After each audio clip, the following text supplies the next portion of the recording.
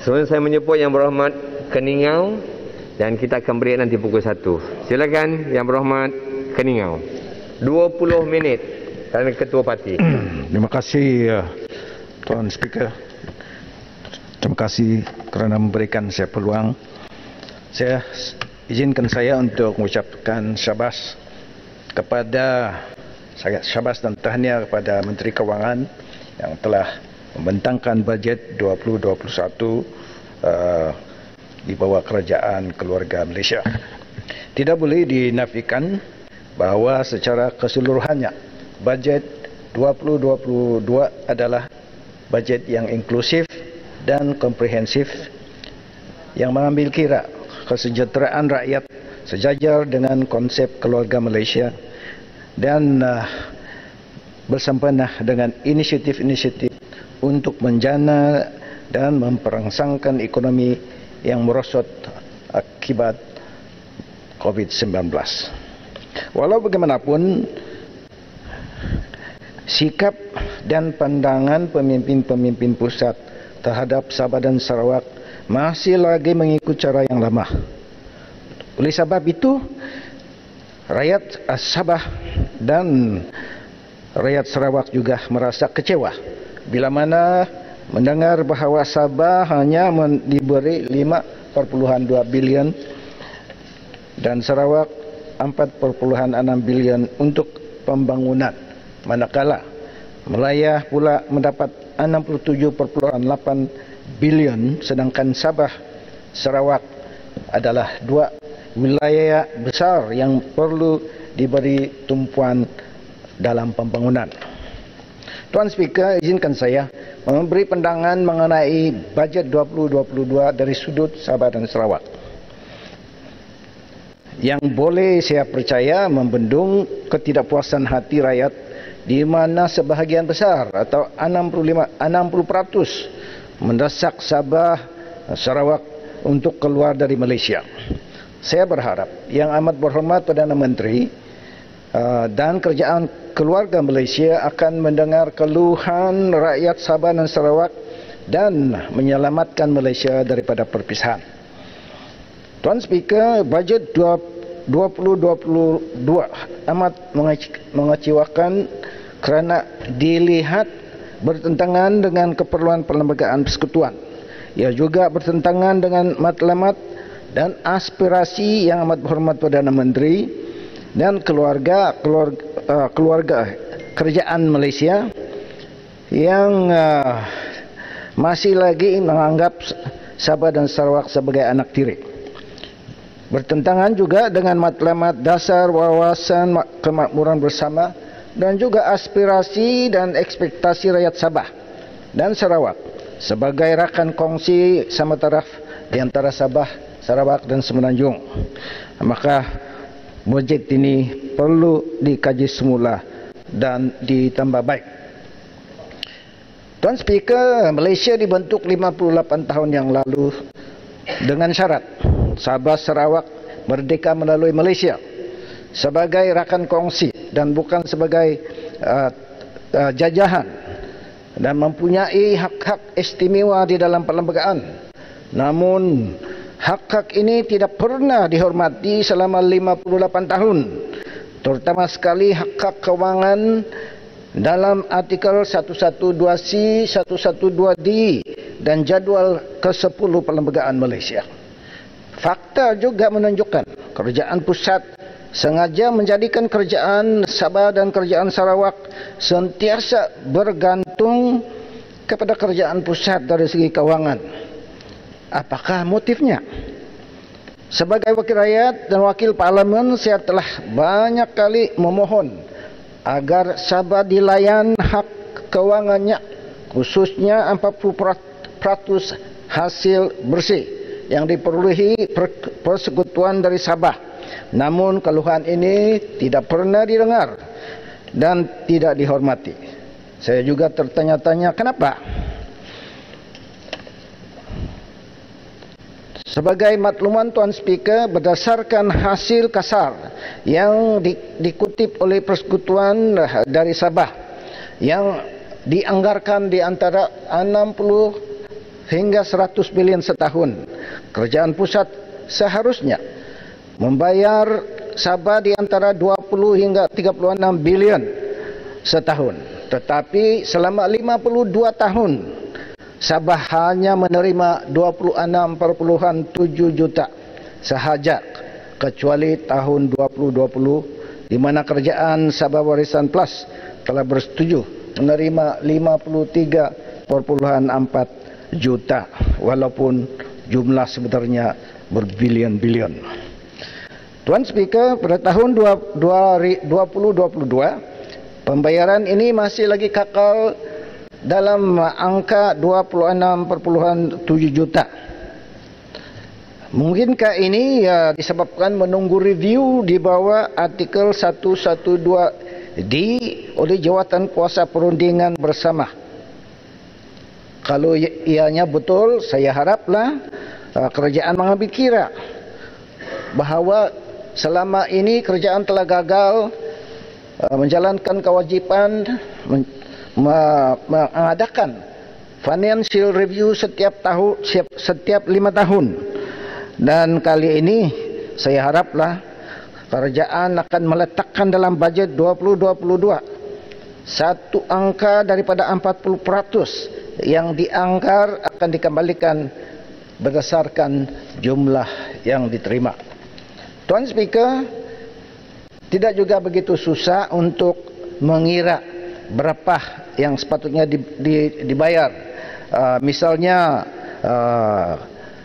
boleh dikira daripada pungutan lembaga hasil dalam negeri, Kastam Diraja Malaysia di Sabah, kementerian-kementerian dan juga agensi-agensi kerajaan yang lain yang beroperasi di Sabah, dan telah mengutip hasil setiap hari dan setiap bulan pembayaran hasil cukai petroleum oleh Petronas dan syarikat-syarikat minyak antarabangsa yang beroperasi di Sabah.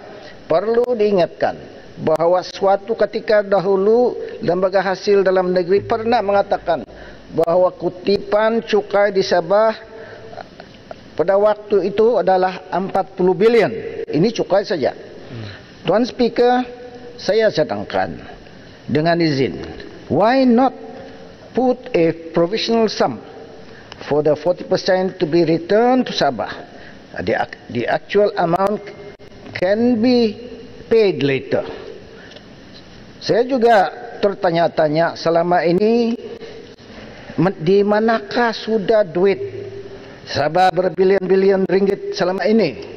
Adakah ia telah disalahgunakan dengan tujuan yang lain atau digunakan untuk membangunkan hanya di negeri-negeri semenanjung? YB Keningau, maka saya merayu sekali lagi bagi pihak Sabah dan khasnya pada rakyat Sabah supaya ini dipertimbangkan. Negeri Sabah dan Sarawak adalah dua negeri yang dikatakan the golden geese. Please look after these two golden geese, otherwise they may fly away. Tuan Speaker, saya faham keluarga Malaysia memerlukan pembayaran YB Keningau, perbelanjaan. Boleh minta pencerahan sekejap saja? Nanti. Okey, terima kasih. Keningau. Saya faham keluarga Malaysia memerlukan pembiayaan dan perbelanjaan musim pandemik ini. Tetapi harus diingatkan juga kami di Sabah selama 58 tahun telah menanggung sengsara kerana dilayan seperti koloni, dieksploitasikan sebagai tanah jajahan, dipecah dan diperintah. Adakah selama ini Sabah atau rakyat Sabah atau pemimpin Sabah ini bodoh atau diperbodohkan? Sakit hati kami. Ya, sakit hati kami Tuan Speaker bila menyadari bahawa Sabah adalah negeri yang termiskin di Malaysia dan 8 daripada 10 daerah di Malaysia yang termiskin adalah di Sabah. Sedangkan Sabah adalah pengeluar minyak yang terbesar di Malaysia. 60% daripada pengeluaran minyak Malaysia adalah daripada Sabah. Dan juga Sabah adalah pengeluar minyak sawit yang nombor 3 terbesar di dunia.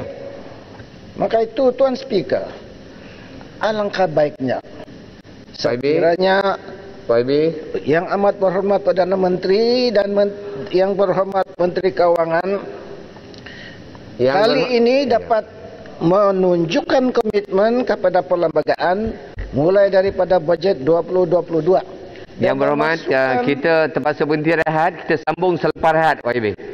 Oh, Sekarang sudah pukul 1, okey. kita berhenti rehat, kita sambung semula ada 9 minit 56 saat selepas daripada rehat. Okey, terima kasih. Terima kasih Yang Berhormat Keningau. Yang Berhormat, kita berhenti berehat dan disambung semula pada jam 2:30 petang. Terima kasih Yang Berhormat.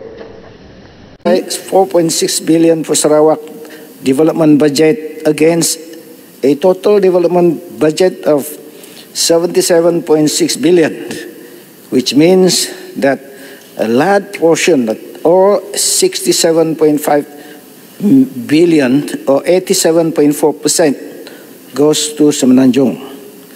Yet you know very well that the GDP per capita for Sabah is way below the national average. The national average is 12,000 USD. In Sabah only 6,000 USD. So ini berarti kita perlu beri tempuan kepada wilayah Sabah dan Sarawak untuk memastikan dasar kemakmuran bersama ini mempunyai makna bagi mereka. Kerana kalau tidak, how do we expect Sabah dan Sarawak to catch up with Semenanjung and enjoy the kemakmuran bersama in this kind of budget treatment? Tuan Speaker, janganlah bagi kami cangkul untuk meratahkan bukit, sebab inilah masalah di Sabah. Masalah kami sebesar bukit, sebesar gunung. Masalah bercampur-campur daripada isu keselamatan, pendatang tanpa izin, kemiskinan dan kalau tidak underdevelopment. Satu misalan yang ketara sekali adalah isu banjir dan peruntukan tempatan banjir.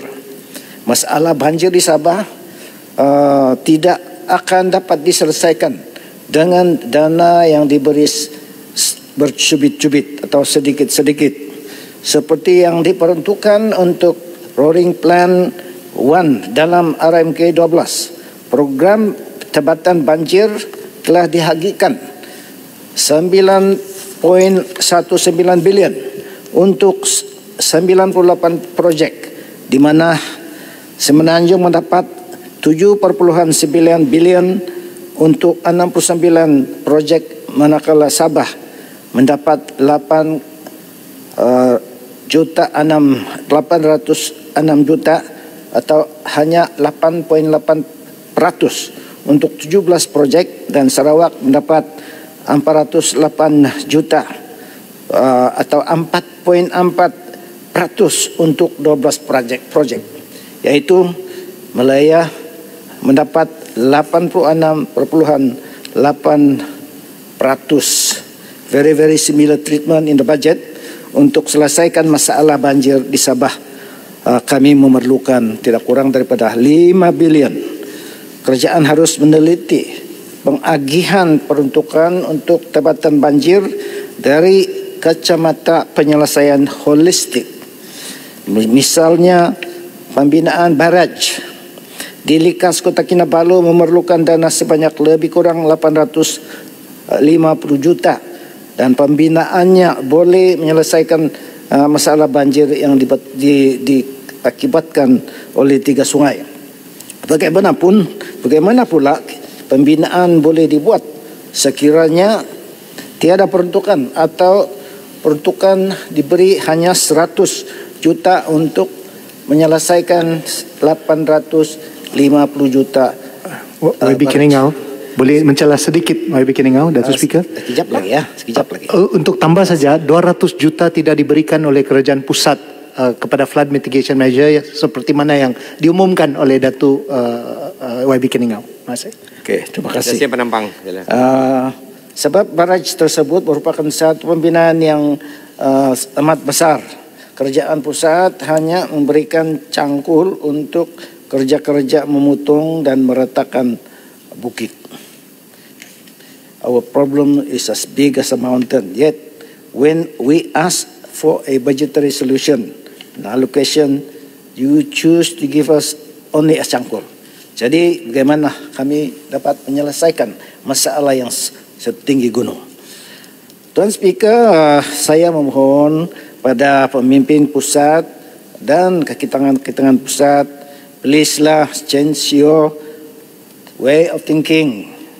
Do not ignore us. Please adopt a new mindset, a new development formula for Malaysia. Please drop the old mentality. Remember, Einstein said, insanity is doing the same thing over and over again and expecting different results. Sebab itu saya ingin mencadangkan supaya melihat Sabah dan Sarawak sebagai rakan, as partners. Layanlah kawasan Sabah dan Sarawak ini yang mempunyai di atas daerah itu adalah division atau residency sebagai equivalent to the state in Semenanjung. Adopt a more equitable development formula of, saya suggest 50 Semenanjung, 25 di Sarawak, 25% di Sabah. Begin by making Sabah a little bit happier by committing at least 2 billion annual commitment of the 40% net revenue for the next 5 years. Tuan Speaker, saya ingin meminta pertimbangan sekali lagi sebelum terlambat supaya keluhan kami ini didengar.